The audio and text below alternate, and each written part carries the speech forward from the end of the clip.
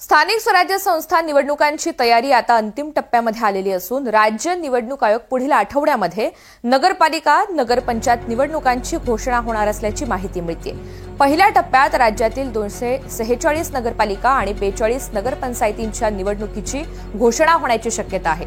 त्यानंतर पुढील 21 दिवसांमध्येच निवडणुका पार पडणार असून तात्काळ जिल्हा परिषद आणि पंचायत समिती निवडणुकाही जाहीर केल्या जातील। अखेरच्या टप्प्यामध्ये महापालिका निवडणुका होणार आहेत। न्यायालयाच्या निर्देशानुसार 31 जानेवारीपूर्वी निवडणूक प्रक्रिया पार पाडली जाईल।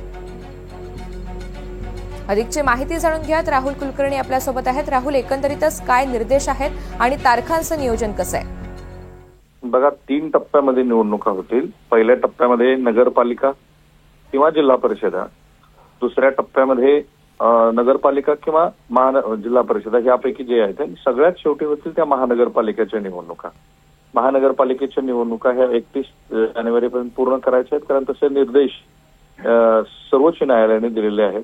1 लाख कर्मचाऱ्यांची जे बीएलओ आहेत त्यांची मागणी राज्य निवडणूक आयोगाने राज्य सरकारकडे केली आहे। राज्य सरकारनं राज्य निवडणूक आयोगासाठी 100 कोटी रुपयाच्या निधीची तरतूद केली आहे आणि त्याचबरोबर मतदार याद्या आता पुढे ढकलण्यात आल्या। निवडणुकीची सगळी तयारी झालेली आहे, त्यामुळे शक्यता आहे की पुढच्या आठवड्यात किंवा फार फार तर 1 ते 2 आठवड्याच्या दरम्यान या निवडणुकांची घोषणा होईल।